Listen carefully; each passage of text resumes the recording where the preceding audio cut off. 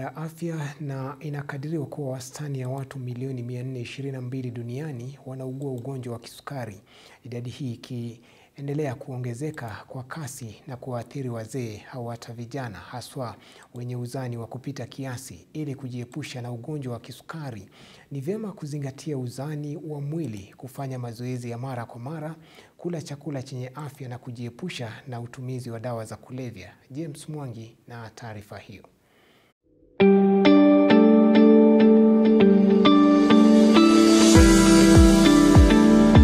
Ugonjwa wa kisukari ni miongoni mwa magonjwa ambayo yameendelea kuwa changamoto kuu kwa maisha ya binadamu. Idadi ya wagonjwa ikiendelea kuongezeka kwa kasi, ikikadiriwa kuwa takriban watu milioni 422 duniani wanaishi na ugonjwa huu, idadi ambayo ni mara 4 zaidi ikilinganishwa na idadi ya miaka 40 iliyopita.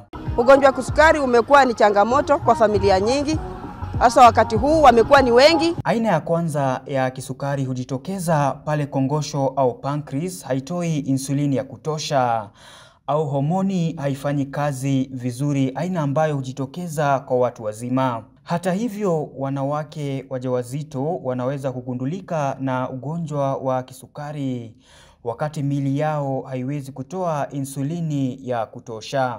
Kumeza dawa kama vile nilianza kumeza dawa, sasa hii mambo ya kichwa kugonga ilirudi nyuma kidogo, kwa sababu kichwa ilikuwa inagonga masuko. Baadhi ya dalili za ugonjwa huu ni pamoja na kuhisi kiu sana, kuhitaji kukojoa mara kwa mara kuliko kawaida, kuhisi uchovu, kutoona vizuri na kupoteza uzito bila kukusudia.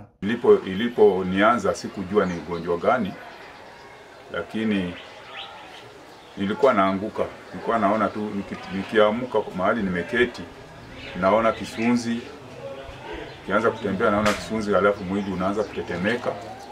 Inabidi nishikilie kitu, nisiposhikilia kitu naanguka chini. Njia bora zaidi ya kuzuia ugonjwa huu ni kuishi mtindo wa maisha yenye afya, kama vile kujiepusha na vyakula au vinywaji vyenye sukari kupita kiasi. Chakula ambacho sisi tunakula chakula kingi kwa wakati mmoja, ndio hiyo inapelekea sisi kupata ugonjwa wa sukari.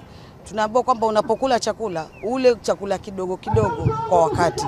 Si kila kwa lisali moja unakula chakula zaidi ya vitatu. Hilo pia inapelekea kwa hali ya sukari kuwa juu.